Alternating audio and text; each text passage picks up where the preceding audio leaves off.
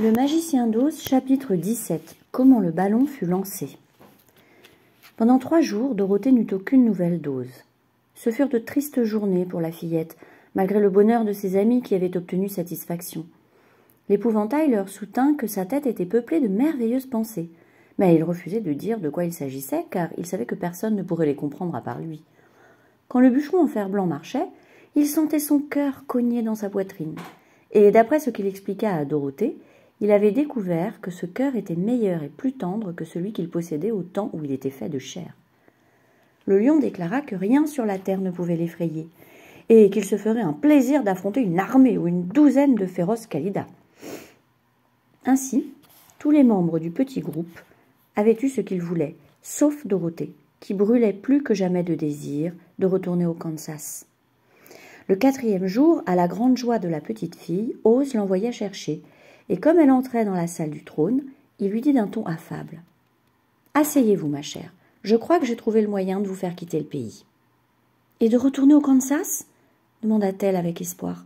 « Eh bien, pour le Kansas, je ne suis pas certain, reconnut Oz, car je n'ai pas la moindre idée de la direction dans laquelle il se trouve.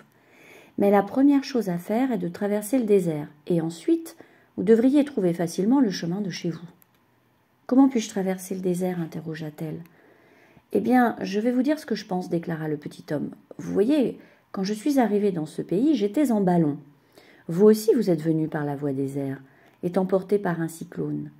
Il me semble donc que le meilleur moyen de traverser le désert est de le faire par les airs. Évidemment, provoquer un cyclone est bien au-delà de mes pouvoirs. Mais j'ai réfléchi à la question et je crois bien que je peux faire un ballon. »« Comment ?» interrogea Dorothée. « Un ballon, expliqua Oz, est fait de soie, qui est enduite de colle pour empêcher le gaz de s'échapper. Ce n'est pas la soie qui manque au palais, et fabriquer un ballon ne présente pas de difficulté. Mais nulle part dans tout le pays il n'y a de gaz pour remplir le ballon et le faire flotter. S'il ne flotte pas, fit remarquer Dorothée, il ne nous sera d'aucune utilité. »« Exact, concéda Oz, mais il existe un autre moyen de le faire flotter, qui consiste à le remplir d'air chaud. L'air chaud n'est pas aussi bien que le gaz, car dans le cas où il refroidirait, le ballon tomberait dans le désert et nous serions perdus. »« Nous ?» s'exclama la petite fille. « Vous viendriez avec moi ?»« Oui, bien sûr, confirma Oz. Je suis fatiguée d'être un tel charlatan. Si jamais je sortais de ce palais, les gens ne tarderaient pas à découvrir que je ne suis pas un sorcier, et ils se mettraient en colère contre moi en découvrant que je les ai trompés. Alors je dois rester enfermée dans ces salles toute la journée, et cela devient ennuyeux. Je préférerais de loin partir au Kansas avec vous et retourner dans un cirque. »« Je serais ravie de votre compagnie, » l'assura Dorothée.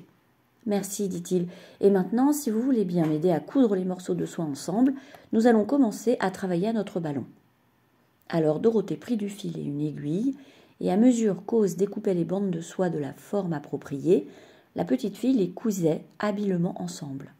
Il y eut d'abord une bande de soie vert clair, puis une bande de vert foncé et puis une bande de soie émeraude, car Oz avait envie de faire un ballon des différentes teintes de la même couleur. Ils mirent 3 jours à assembler toutes les bandes, mais quand ils eurent terminé, ils avaient un grand sac de soie verte de plus de 6 mètres de long.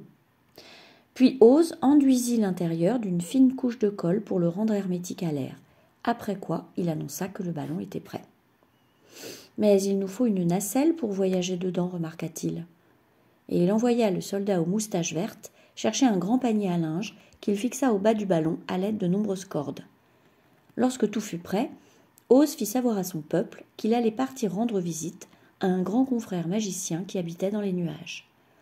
La nouvelle se répandit rapidement à travers la ville et tout le monde vint assister au merveilleux spectacle. Oz ordonna que le ballon soit transporté devant le palais, et les gens l'observaient avec une grande curiosité. Le bûcheron en fer blanc avait débité une grosse pile de bois avec laquelle il fit un feu, et Oz tint le bas du ballon au-dessus du feu afin que l'air chaud qui s'en élevait soit pris à l'intérieur du sac de soie. Peu à peu, le ballon se gonfla et monta dans les airs jusqu'à ce que le panier ne touchât presque plus terre. Alors Oz grimpa dans le panier et s'adressa d'une voix forte à tout son peuple. « Je vais maintenant m'absenter pour rendre visite à quelqu'un. Tant que je serai parti, l'épouvantail régnera sur vous.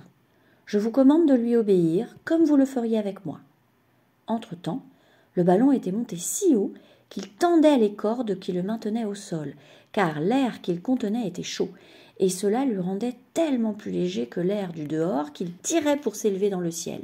« Venez, Dorothée, appela le magicien. « Dépêchez-vous, ou le ballon va s'envoler. »« Je ne trouve Toto nulle part, répliqua Dorothée, qui ne voulait pas abandonner son petit chien. Toto s'était précipité dans la foule pour aboyer après son chaton. Et Dorothée finit de le retrouver. Elle le prit dans ses bras et courut vers le ballon. Elle n'en était plus éloignée que de quelques pas, et Ose lui tendait la main pour l'aider à monter dans la nacelle, quand, crac, firent les cordes, et le ballon s'éleva sans aile dans les airs. « Revenez !» hurla Dorothée, « moi aussi je veux venir !»« Je ne peux pas revenir, ma chère, » cria Ose de la nacelle. « Au revoir !»« Au revoir !» lui répondit la foule, et tous les yeux étaient levés vers le ciel, fixés sur le magicien qui voguait dans sa nacelle, s'élevant toujours un peu plus haut dans les airs. Et ce fut la dernière fois qu'ils virent Ose, le merveilleux magicien. Peut-être a-t-il atteint Omaha sans encombre, et s'y trouve-t-il encore, pour autant que l'on sache. Mais les gens continuèrent à penser à lui avec amour, et se dirent les uns aux autres. Ose a toujours été notre ami. Quand il était ici, il a fait construire la cité d'Émeraude, et maintenant qu'il est parti, il a laissé le sage épouvantail pour nous gouverner.